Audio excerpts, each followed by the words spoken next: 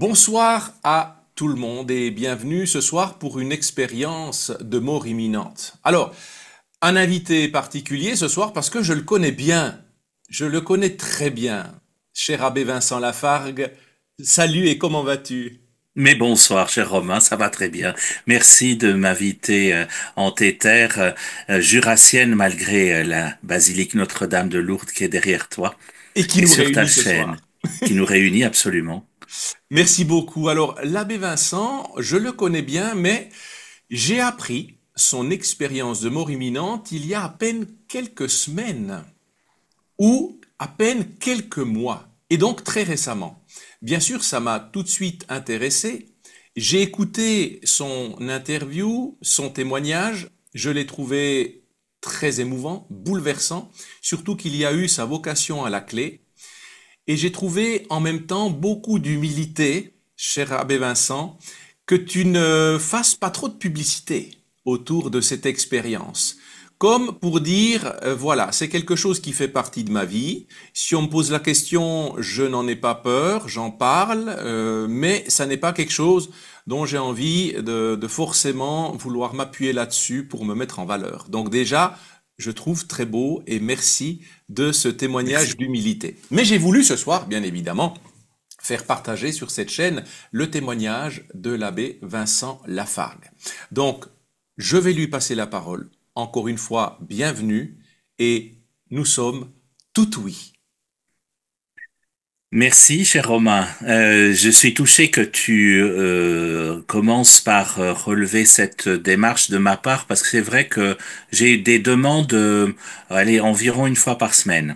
J'ai un mail par semaine qui me demande d'aller témoigner à droite à gauche.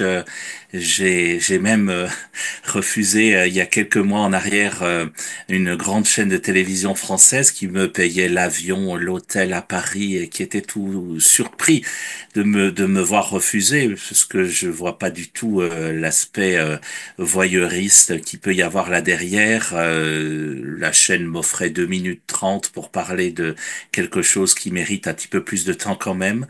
Et donc non, enfin ça m'intéressait pas du tout. Mais voilà, pour les amis et les confrères, ben c'est évidemment très volontiers. D'autant que c'est la première fois, on aura l'occasion de le redire, que c'est un confrère qui me pose cette question et qui s'intéresse à cela. C'est franchement pas fréquent. Donc voilà, en quelques mots, bien, j'ai vécu jadis effectivement ce qu'on appelle aujourd'hui une expérience de mort imminente. Je n'en savais rien à l'époque, je n'avais jamais rien lu de tout cela. J'ai appris un peu ce qui m'était arrivé par la suite, en fait, en discutant et en lisant des quelques livres. À l'époque, comme tu le sais, cher Romain, je n'étais pas prêtre, c'est une vocation dite tardive. J'avais 25 ans, j'en ai 25 de plus aujourd'hui.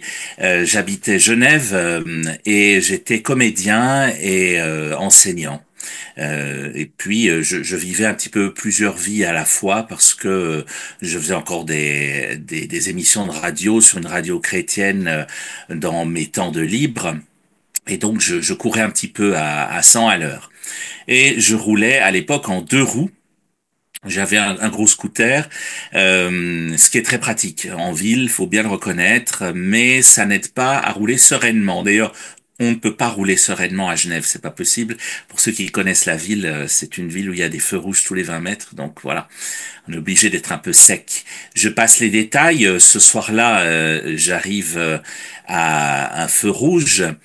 Et je raconterai ensuite ce qui s'est passé à ce feu rouge parce que ce n'est pas innocent, mais ça fait partie d'une deuxième partie de discussion. J'étais stressé pour X, Y raison et j'ai démarré un peu sec et j'ai pris 100 mètres plus loin une voiture de face. C'est ce qu'on appelle une frontale, donc à 50 à l'heure, ça veut dire 100 à l'heure dans un mur, hein, c'est assez violent. pour la voiture aussi d'ailleurs. Et moi, ça m'a envoyé au tapis. Ambulance, j'ai eu beaucoup de chance dans mon malheur parce que j'ai été tout de suite pris en charge. Et il y a là derrière une ou deux coïncidences que j'ose plus trop appeler des coïncidences parce que c'est un petit peu le nom que prend Dieu quand il agit incognito, le mot hasard, hein, comme on sait. Donc voilà, je me retrouve à l'hôpital de Genève, et dans un premier temps, on classe évidemment hein, les urgences. Dans un premier temps, je suis trié dans le lot des urgences non vitales puisque j'ai manifestement plusieurs fractures, mais rien ne nécessitant une intervention immédiate parce que rien ne me mettant en danger de perdre immédiatement la vie. En cela, le diagnostic, malheureusement, est faux, mais ça arrive. Ce sont des choses qui arrivent, et particulièrement dans des soirées où il y a beaucoup de monde. Il y a pas mal de blessés ce soir-là aux urgences de l'hôpital de Genève, et la personne qui est là à la radio et qui m'a radiographié détecte une quinzaine de fractures, quand même, 14 exactement, mais en apparence sans gravité. Il y a le bassin, il y a la cheville des deux côtés, il y a le poignet qui est en miettes, il y a une vertèbre, la toute dernière, mais heureusement rien à la tête. Donc on s'achemine vers une opération, peut-être même plusieurs opérations, mais tout à fait classique. Et puis je dois ma vie, entre autres hasards, je dois ma vie au chirurgien qui va m'opérer, qui me dira plus tard qu'il avait besoin de reprendre un café avant de repartir. Il avait terminé sa journée. Et pour aller à la cafétéria, il passe devant la salle de radio où je me trouve. On est en train de diagnostiquer un peu tout ce que j'ai de cassé. Et il passe la tête et il dit qu'est-ce que c'est? On lui dit ben voilà, c'est un scooteriste, c'est un accident de la route, le bassin fracturé, il y a le poignet gauche, il y a la cheville, il y a une vertèbre, apparemment il n'y a rien de plus, voilà. Et lui, ça lui fait tilt parce que une semaine avant moi, dans ce même service, un jeune est mort d'une hémorragie interne suite à la même fracture du bassin que j'ai à ce moment-là. Parce que c'est une fracture qu'on appelle open book en termes médicaux, c'est simplement le bassin qui s'ouvre comme ça, mais à l'intérieur, évidemment, ça ne se voit pas à l'extérieur. Et en s'ouvrant, il arrive qu'il entraîne l'une ou l'autre veine ou l'une ou l'autre artère en les arrachant. Et c'est exactement ce qui s'est passé pour ce jeune une semaine avant moi. Et lui, ça lui fait tilt et il dit, je peux voir la radiographie tout de suite, s'il vous plaît. À la radio, on ne voit qu'une tâche. Faut être déjà guéri pour savoir ce qui est en train de se passer. L'hôpital de Genève est un hôpital universitaire. J'en veux absolument pas aux opérateurs radio qui n'ont pas vu tout de suite ce qui était en train de se passer. Euh, et je le vois prendre la radio, la placer la table lumineuse, et j'entends juste ces mots au bloc, tout de suite. Et je m'évanouis. Euh, et donc, je me réveille probablement quelques instants plus tard. On est en train de courir à côté de ma civière. Je suis sur une civière depuis le début de la soirée, parce que je suis en train de courir avec ma civière dans les couloirs de l'hôpital. Donc là, évidemment, inutile de te dire que on a beau être à peu près dans le coltard, parce que j'avais déjà reçu pas mal d'antidouleurs. On comprend quand même que les choses ne sont pas en train d'aller très bien. Hein. Si on court avec un lit dans un couloir, enfin c'est l'époque, les années 2000 de la série Urgence, hein, pour ceux qui se souviennent. Voilà, on a quelques notions comme ça qui font qu'on sait que c'est en train d'aller mal. Euh, et puis on fait quelques couloirs comme ça brinque-balle dans tous les sens, ça fait très mal parce que avoir une fracture du bassin sur une civière, le moindre seuil qu'on passe, c'est une catastrophe. Et donc je me réévanouis à plusieurs reprises jusqu'au moment où on arrive dans un couloir très précis que je pourrais encore décrire dans les moindres détails. Là, je m'évanouis encore une fois, et lorsque je me réveille, je suis au plafond. C'est-à-dire que mon angle de vision provient du plafond. Je vois une scène sous mes yeux, euh, un couloir, une civière, un blessé sur une civière. Je comprends pas du tout de suite que c'est moi. Euh, je vois des médecins qui s'activent, j'entends une sonnerie stridente dont je comprendrai ensuite que c'est le cœur qui s'est arrêté en fait, hein, l'électro qui d'habitude fait boum boum boum boum boum et puis qui là siffle. Donc les quelques personnes qui sont là s'activent autour de moi, on commence à faire un massage cardiaque. J'avais jamais vu, moi, j'étais pas très adepte de ce genre de série dont j'ai parlé avant. J'avais jamais vu un massage cardiaque de ma vie, et c'est très violent. La première chose qui me frappe, c'est que ces gens font mal à cette personne qui est là sur une civière et dont je ne comprends pas que c'est moi. Et j'ai envie de leur dire arrêtez, vous lui faites mal, enfin doucement. Euh, et je suis tellement bien, tellement je flotte comme ça que très rapidement je me détourne de cette scène et je regarde à droite à gauche. Et là, je découvre une faculté dont je découvrirai ensuite que c'est le cas de beaucoup de gens qui ont fait cette expérience, une faculté de zoomer, comme si j'avais un zoom intégré à mes yeux. Et donc je me promène sur cette scène, je regarde un endroit sur le mur où il y a un chiffre, je regarde un badge. Pourquoi est-ce que j'ai zoomé sur ce badge? J'en sais rien, mais je regarde un badge qui est sur un assistant qui est là. Je regarde la machine qui est avec cette ligne à plat comme ça.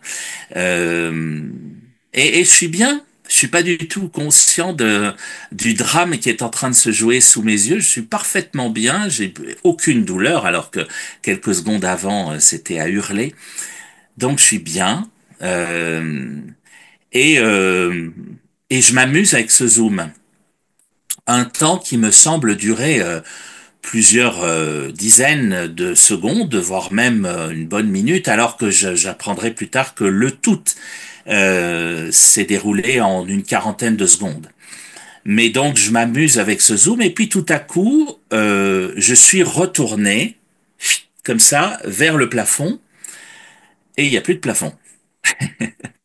Il n'y a plus de plafond, il y a un grand, une sorte de grand tunnel de lumière et au bout une très grande lumière que je n'arrive pas à définir depuis et à chaque fois que j'en parle, autrement qu'en disant que c'est infiniment plus fort que la lumière du soleil quand on essaie de la regarder, et pourtant ça n'est pas éblouissant. Donc c'est comme un immense soleil, mais qui n'éblouit pas, qui m'attire très doucement vers lui. Je flotte très doucement vers cette lumière. Je suis encore mieux qu'avant. C'est une sorte de bien-être absolu. Et très rapidement, je ressens une douce chaleur et de l'amour. Simplement de l'amour avec un grand A.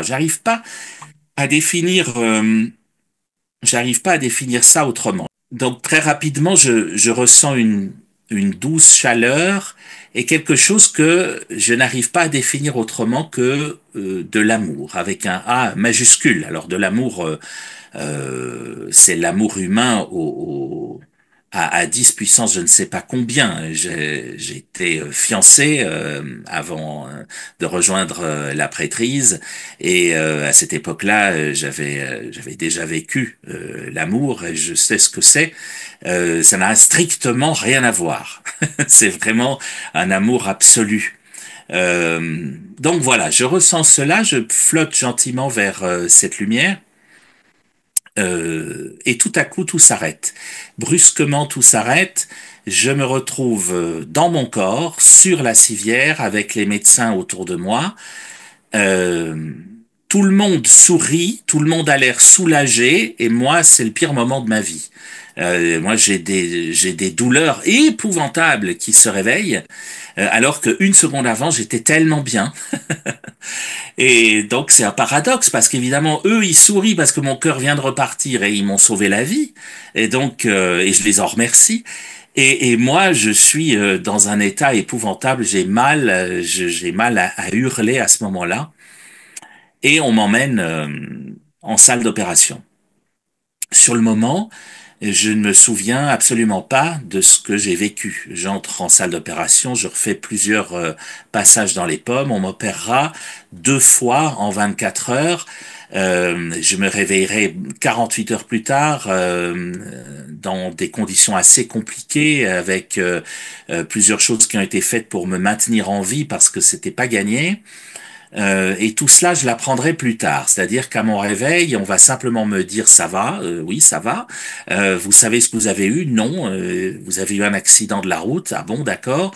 Et les souvenirs sont très nébuleux et vont revenir petit à petit. Mais aucun souvenir ne va revenir immédiatement de cette expérience de mort imminente.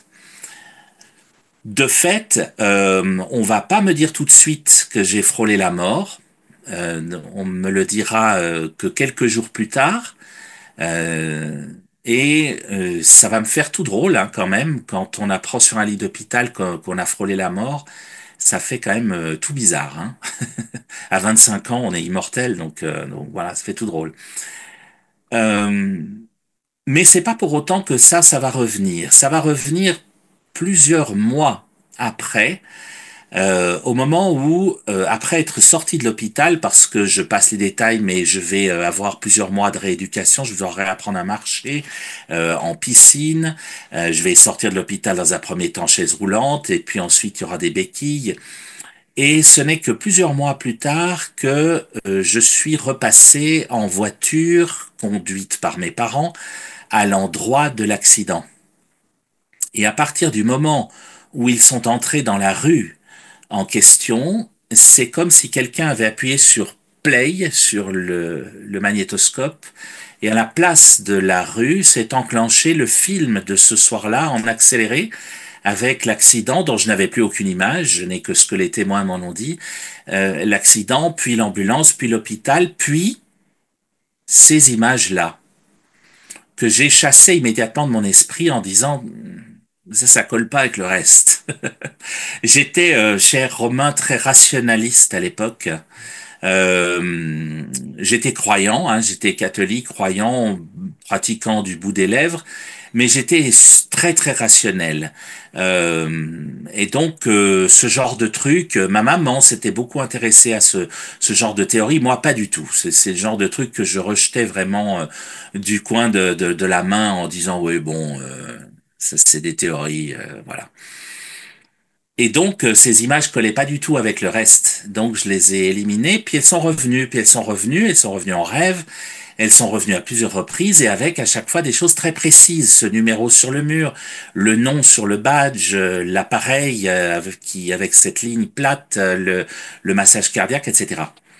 Si bien que, après quelques semaines, j'en ai parlé au chirurgien qui m'avait opéré. Je lui ai dit lors d'une visite, j'ai des images que je ne comprends pas qui me reviennent de manière persistante. Et il me dit ah, et je lui raconte et je lui dis vous devez sûrement me prendre pour un fou. Et il me dit non, pas du tout. J'ai eu beaucoup de chance parce qu'à l'époque, on est en 2000, hein, à l'époque, le monde de la médecine est encore très très prudent par rapport à tout ça. Hein. Il y a quelques livres qui ont été écrits du docteur Moody, d'Elisabeth Kubler-Ross, mais ils sont considérés comme très très marginaux dans le monde scientifique, donc il y a peu de médecins qui font attention à ça à l'époque. Et lui me croit et il me dit non seulement je vous crois, mais je, je peux vous dire que c'est tout ce que vous me dites est exact. Enfin, le numéro sur le mur, c'est le numéro du bloc où on est allé ensuite, je m'en souviens très bien. Le badge, c'est celui de mon assistant. Or, vous ne l'avez plus jamais revu parce que c'était son dernier soir. l'appareil, le dialogue que vous décrivez, la scène, enfin tout est juste. J'ai simplement un petit problème avec ça, c'est que vous pouvez pas vous en souvenir parce que vous étiez mort à ce moment-là, cliniquement mort. Alors aujourd'hui, on serait plus prudent d'ailleurs avec ces termes-là, hein. On utilise moins volontiers le terme cliniquement mort avant que ce soit vérifié. Il faut plusieurs heures pour déclarer maintenant quelqu'un vraiment cliniquement mort. Mais à l'époque, quand cerveau et cœur étaient arrêtés, ben on parlait de cliniquement, de mort clinique, hein, voilà. Donc il me dit le problème que j'ai avec ce que vous me racontez, c'est que c'est vrai. Je peux vous le dire, j'y étais, mais vous pouvez pas vous en souvenir. Et pourtant, je vous crois. Et c'est lui qui, pour la première fois, me dira, bien, vous devriez vous intéresser à d'autres personnes qui ont vécu la même chose que vous. Vous n'êtes pas tout seul, vous n'êtes pas fou. Euh, Simplement, bien, ce que vous avez vu fait maintenant partie de vous et il faudra cheminer avec. Voilà. Et depuis, bien évidemment, je me suis intéressé à d'autres personnes, j'ai lu des bouquins, j'ai rencontré des gens et j'ai mis très très longtemps à en parler, plus de 10 ans, parce que je gardais ça pour moi et pour les personnes, les rares personnes à qui j'en avais parlé, parce qu'on a toujours peur qu'on nous prenne pour un fou, quoi. Ça reste une expérience très très particulière. Et malgré le témoignage du chirurgien, malgré les checks, enfin les validations que qu'il m'avait données, je me demandais si je pouvais y croire moi-même aussi. Hein. On doute de soi-même parfois. Voilà. Et puis c'est en discutant peu à peu avec d'autres que je me suis rendu compte que c'est une expérience qui est commune à pas mal de monde finalement et qu'on analyse aujourd'hui d'une manière assez intéressante. On commence vraiment à donner crédit aussi à ces personnes-là. Voilà l'expérience en elle-même, je dirais. Mhm. Très bien. Alors là déjà, en effet, hein, c'est quelque chose de totalement passionnant, extraordinaire. Et là aussi, j'ai eu déjà un peu parcouru certains récits de mort imminente qui reviennent surtout sur ce passage ou sur ce tunnel de lumière et de sensation d'un amour, enfin ce qu'on pourrait appeler nous l'amour agapé, un amour qui dépasse complètement toute la notion humaine. Et donc, Oui, alors, hmm, oui, et très rapidement, j'ai mis un nom derrière cet amour. J'étais croyant, et pour moi, il y avait quelqu'un mhm, dans ce tunnel. mhm, C'était pas seulement un amour éthéré comme ça, c'était un amour personnel. mhm. Il y avait vraiment Dieu derrière le verset Dieu est amour. Quoi. Pour moi, ce verset-là de la première lettre de Jean, il définit ce que j'ai vécu dans ce tunnel. Mhm. Et donc ce Vincent, comédien, professeur de français, fiancé, miraculé, on peut le dire. Oui, oui, oui. Euh, Qu'est-ce qui se passe à ce moment-là pour qu'il chemine à partir de cette expérience vers une vocation de prêtre? Alors, il faut dire un mot de ce qui est arrivé 30 secondes avant cet accident. Et d'abord quelques heures auparavant. Quelques heures auparavant, dans la classe dans laquelle j'enseignais à des adultes, une de mes étudiantes me fait remarquer que j'ai un tic de langage. Alors, c'est fréquent chez les professeurs, hein, mais voilà, j'étais pas plus heureux que ça que de l'apprendre, et toute la classe se marre, et ils me disent, mais oui, vous dites toujours le mot vite. On va vite faire prendre une pause, je vais vite vous faire un café, on va vite voir un nouvel exercice, on va bon. Évidemment, je les mets en doute et ils se mettent à les compter. L'heure suivante, et il y en a une quarantaine en une heure, donc c'est évidemment clairement un tic de langage. Euh, et puis ça me pose question. Je me dis, bah c'est vrai que tout va vite dans ma vie, un peu trop vite même. Euh, Si ça devient un tic de langage, ça doit quand même m'interroger. Il faut quand même que je mette ça en question. Et puis ça m'habite un peu tout le reste de la journée sans plus, mais ça revient régulièrement. Et puis, arrivé à ce moment-là au feu rouge, au guidon de mon scooter, je me mets à parler à Dieu. Alors ça m'arrivait régulièrement, plutôt pour lui demander des comptes ou pour être un peu dur avec lui. J'avais toujours beaucoup de choses à critiquer, mais pas tellement de merci à dire à Dieu à l'époque. J'étais un peu révolté. Et Et dans ma tête, je lui dis, ben, je sais bien que je vais trop vite, que je fais tout trop vite, que dans ma vie, tout va trop vite. Et j'aimerais bien freiner, j'aimerais bien même m'arrêter. J'aimerais bien m'arrêter un moment, voilà, j'aimerais que tout s'arrête un moment. Mais moi, je sais pas comment faire. Et puis tout ce que je fais, je me passionne, que ce soit la radio, que ce soit le théâtre, que ce soit l'enseignement, enfin tout cela. Et à la fois j'ai envie de m'arrêter, à la fois je sais pas comment faire. Alors si tu es si malin, toi, et si tu existes vraiment, ben essaye voir de m'arrêter. Voilà ce que je lui dis dans ma tête, hein, la forme d'une prière spontanée comme ça. Et là, j'entends, alors cette fois-ci à haute voix dans mon casque, alors que j'avais Jean-Jacques Goldman à coin dans les écouteurs. J'avais de la musique, ce qu'il faut pas faire évidemment, hein, vous qui nous écoutez. Donc j'avais de la musique à fond dans les casques et c'est comme si quelqu'un avait appuyé sur pause. Je n'entends plus la musique et j'entends une voix que je connais bien depuis. Alors on me demande parfois si c'est une voix masculine, féminine, je sais pas. Si c'est une voix douce, c'est tout. J'entends une voix qui me dit, est-ce que tu es bien sûr de ce que tu me demandes? J'avais jamais entendu cette voix et c'est pas la voix de ma conscience, celle-là je la connais bien, on la connaît bien, hein, tous. Ça n'a rien à voir. Donc je dis oui à haute voix dans mon casque, oui, deux fois. Et je démarre. Et donc, 100 mètres plus loin, j'ai fait cette frontale. Alors évidemment, quand des gens me disent, ben alors c'était la voix de Dieu, ben j'en sais rien. D'autres me disent, c'était Dieu qui conduisait la voiture, alors qui vous a renversé, ben non. Je suis devenu ami d'ailleurs avec la femme qui conduisait cette voiture et ce n'est pas Dieu. C'est une opportunité dans ma vie parce que c'est un jour qui a tout changé, mais c'était pas Dieu pour autant qui était au volant de cette voiture. Simplement, je crois, et c'est comme ça que je l'interprète aujourd'hui, je crois qu'en défiant Dieu, ce qu'alors j'ai clairement fait, je crois qu'en défiant Dieu, j'ai ouvert une porte à l'autre. En défiant Dieu, on ne s'en sort pas indemne. Dieu ne se venge pas quand on le défie, mais on ouvre une porte à l'autre, à l'ange noir. Et c'est peut-être lui alors qui a guidé ce guidon jusqu'au choc, ou c'est peut-être lui qui est responsable de ses blessures, parce que j'ai parlé des miennes, mais j'ai pas parlé de celle de la femme qui m'a renversé et qui elle aussi a été blessée très grièvement, en tout cas psychologiquement pendant longtemps. Et en fait, je crois que Dieu fait de la lumière avec nos ombres et que il n'était pas dans la voiture qui m'a renversé. Par contre, il était dans tout le reste. Alors, il était certainement dans les secouristes, dans tous les hasards.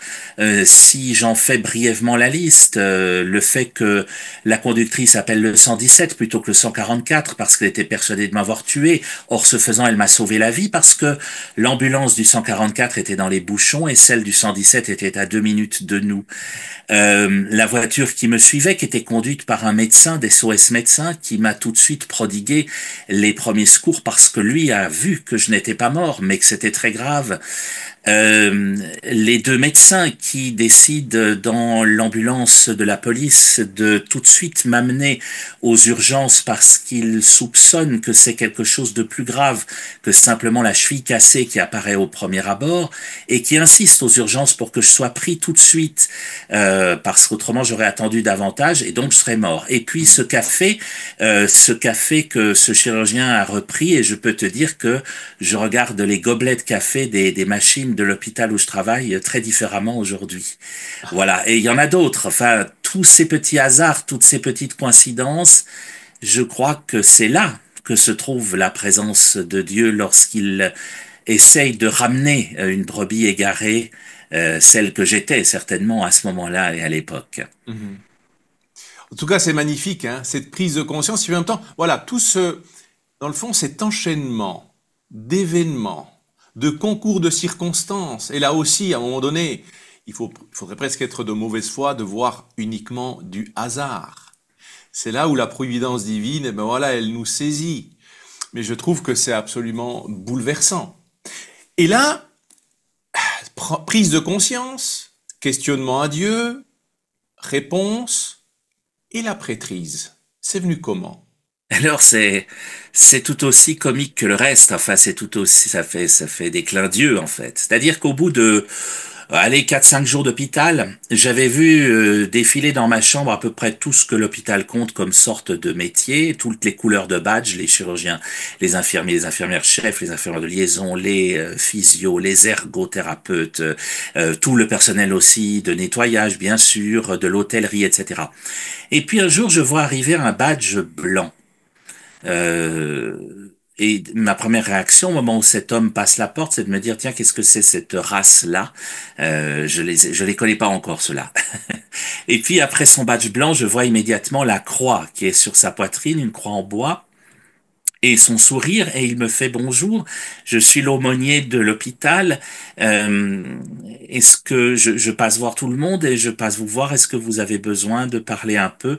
Et là, je m'en veux encore ce soir en te le disant, hein, je le dis à chaque fois que je donne ce témoignage, et là je le regarde et je lui dis, foutez-moi le camp, je n'ai pas envie de parler, je n'ai pas envie de parler avec vous, j'ai pas envie de parler avec de Dieu, votre Dieu il est injuste, je vais peut-être plus jamais remarcher de ma vie, c'était le diagnostic qu'on m'avait donné au départ, Mhm.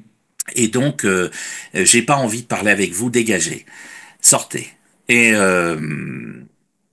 et il sort et il me dit, pas de problème, monsieur, je vous laisse tranquille, passez une bonne soirée, et il s'en va. Et quelques secondes après, je m'en veux, bien sûr, et j'étais dans un état second, j'attendais ma morphine que j'avais toutes les 4 heures, et mes douleurs s'étaient réveillées. Bref, j'ai plein de bonnes excuses, mais enfin, je m'en voulais tout de suite de lui avoir parlé comme ça. Et puis, une semaine plus tard, à peu près au même moment de la journée, il revient. Et là, je me dis, soit il est maso, soit il se souvient plus de qui est dans cette chambre. Et il me dit bonjour, vous vous souvenez de moi? Je me dis donc il est maso, ça se confirme. Et il me dit voilà, je suis l'aumônier, je viens vous voir.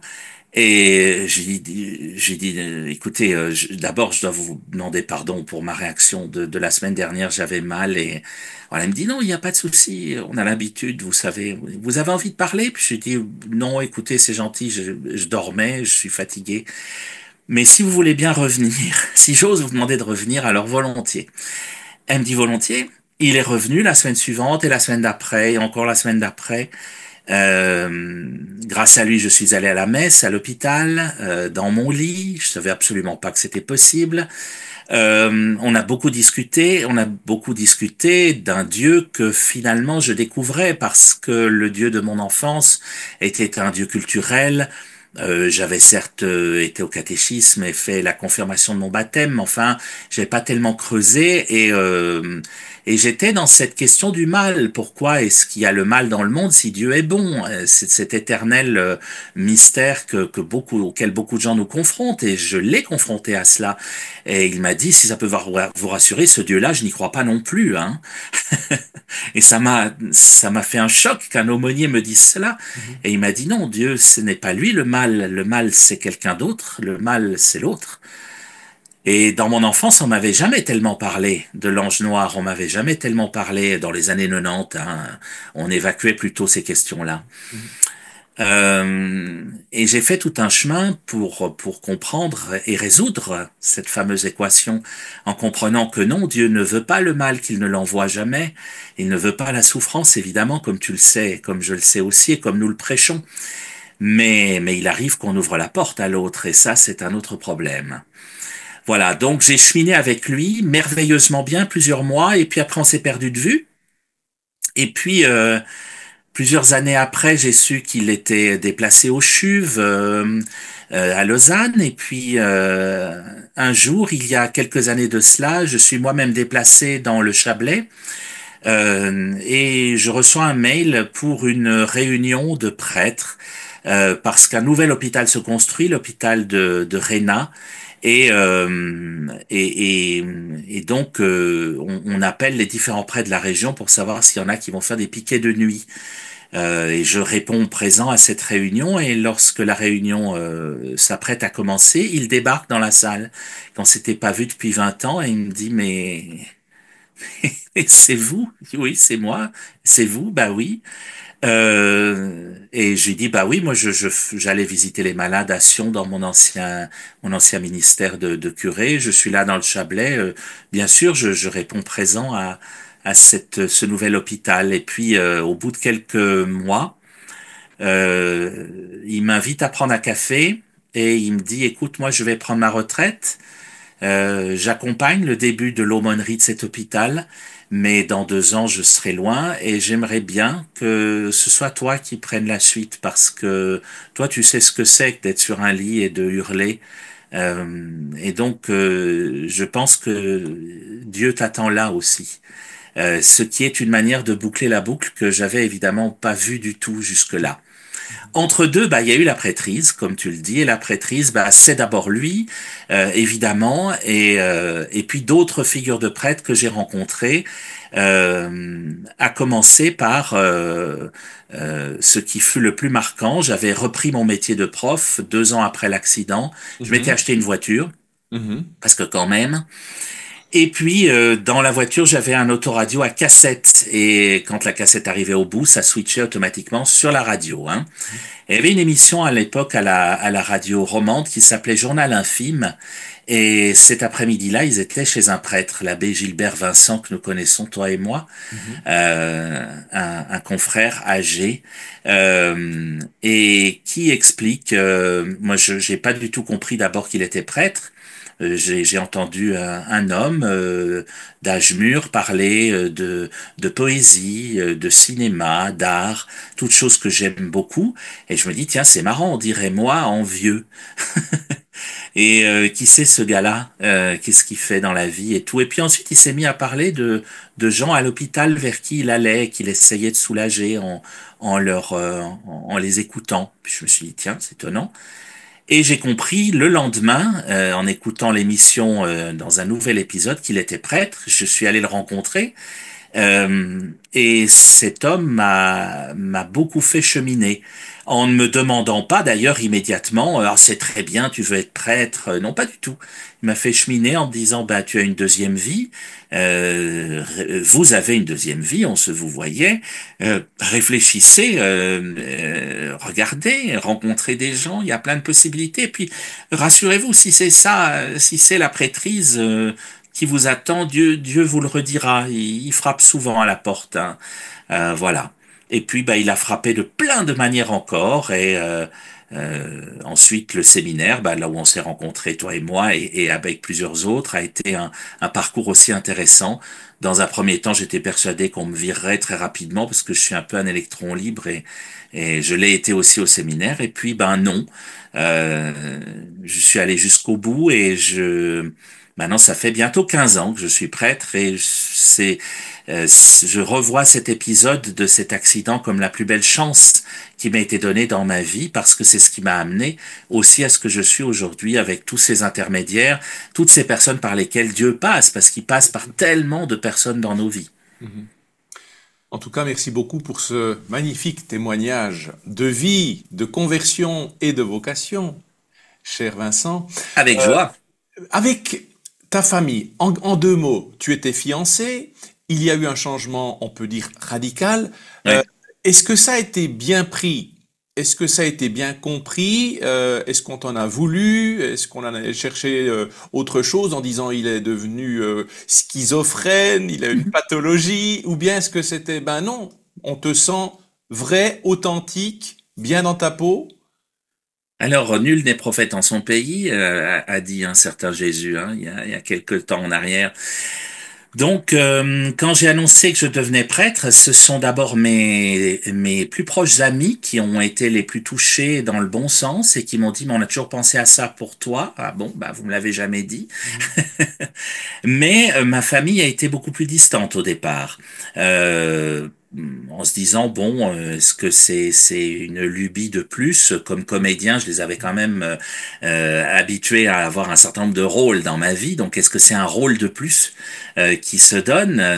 Et puis, petit à petit, ben, ils se sont rendus compte que je changeais parce que j'ai profondément changé. Je me suis beaucoup apaisé et ben, une chose qui a changé, me disent-ils, c'est pas à moi de le dire, mais eux le disent, c'est l'humilité. C'est-à-dire que comme comédien, ben, j'avais la tête qui passait pas les doubles portes, hein, vraiment. Et puis, ben, au fur et à mesure du séminaire, ils ont vu ma tête dégonfler, m'ont-ils dit. Et puis, ben, c'est ce qu'ils ont vu aussi comme grand changement petit à petit aussi dans mon chemin de prêtrise. Mhm. Bon, ben, je me dis que ça, c'est certainement un des bienfaits de Dieu. Et je continue de cultiver cette simplicité parce Mhm. que toi et moi, nous sommes des serviteurs et finalement rien d'autre. On n'a pas besoin d'être mis sur des piédestals, quoi. Absolument. Donc, une question que j'aurais encore envie de te poser, et j'imagine tout le monde aurait envie de te la poser.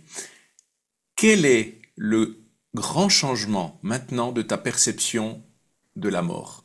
Est-ce que ça change ta perfection? Complètement. Et j'ai découvert que les expérienceurs, comme on nous appelle, on a utilisé ce néologisme maintenant depuis quelques années, on a ce point commun que on n'a plus du tout peur de la mort. Moi, avant, je serais jamais rentré dans une pièce où il y avait un mort, hein. Et j'avais peur de la mort de mes proches, de la mienne aussi, même si à 25 ans, comme je le disais, on se croit immortel, mais enfin quand même. Aujourd'hui, je n'ai aucune peur de la mort. Ça paraît bizarre de le dire comme ça, mais vraiment, je suis très serein.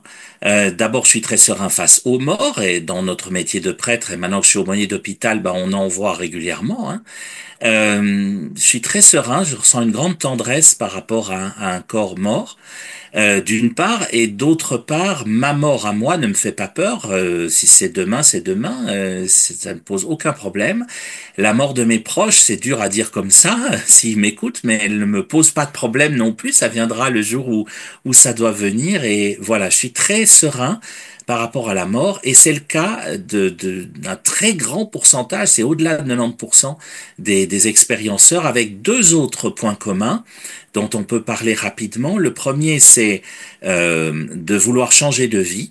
Il y en a qui ont fait des changements radicaux, hein, qui ont changé de nom, de continent. J'avais l'habitude de dire que moi, non, j'avais pas changé de nom jusqu'à ce qu'une religieuse qui avait entendu ce témoignage me dise, bah si, maintenant vous êtes abbé, vous êtes plus monsieur, donc vous avez changé de nom, hein. Ouais, bah j'avais pas vu ça. Donc j'ai aussi moi changé de nom. Et puis la troisième caractéristique à plus de 90% des gens qui font des expériences de mort imminente, c'est de vouloir se mettre au service des autres, d'une manière ou d'une autre.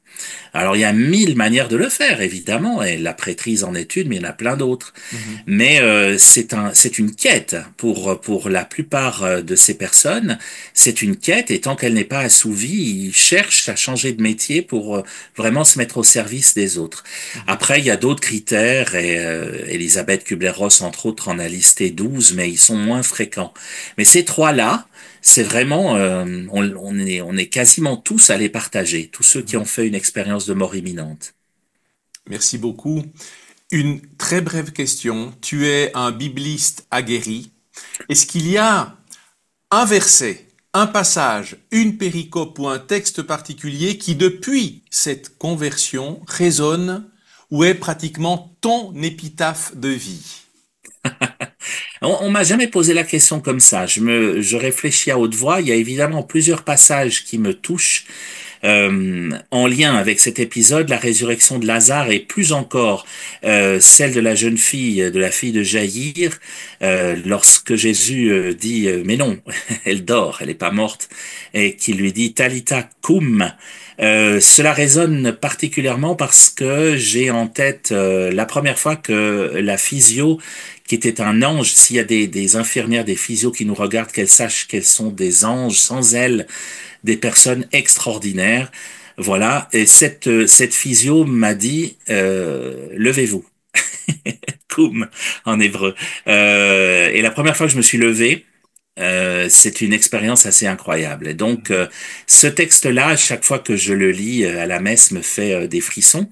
Sinon, ma phrase, vraiment celle que j'emporte avec moi depuis le séminaire, j'ai fait mon travail de master sur cette partie de la Bible, c'est un verset du livre des Juges, Juges 6, 14, où Dieu dit à Gédéon, va avec la force que tu as. Sous-entendu, pas avec une autre. Va avec ce que tu as et ça ira très bien. Et c'est ainsi que je chemine depuis le début du séminaire et dans la prêtrise. J'essaye d'aller avec le peu que j'ai et ce que je n'ai pas, ben c'est pas grave. Va avec ce que tu as, ça suffit amplement. Merci beaucoup. Moi, je rajouterais pour ma part, ce qui résonne en moi, c'est Saint Jean 9, 25. Avant, j'étais aveugle et maintenant, j'y vois.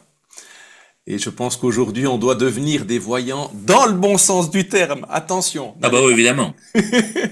Merci beaucoup, cher Abbé Vincent Lafargue, d'avoir répondu présent pour cet entretien, cette interview vérité. Et en même temps, j'imagine que dans les commentaires, il y aura beaucoup de questions, beaucoup de réactions. Mais pour ma part, je redécouvre un ami, un confrère, avec un regard quand même très exceptionnel. Alors, on va pas dire qu'on souhaiterait vivre ça, parce que il faut quand même y passer. Et ça, ma foi, nous, on peut dire le Christ s'adresse à nous et le Seigneur s'adresse à nous chaque fois de manière intime, individuelle et Oui. personnelle. Et voilà, il s'est révélé à toi dans ce choc, on peut dire, qui arrive à quelques-uns. Bien heureusement, tu t'en es sorti et bien heureusement, le Seigneur a accompli en toi ce qu'il avait commencé et il continue de le faire chaque jour que la vie te donne et je te souhaite une longue vie, cher Abbé Vincent. Merci, cher À Romain, très et merci à bientôt tous pour votre écoute. À bientôt. et que celui qui a des oreilles entende.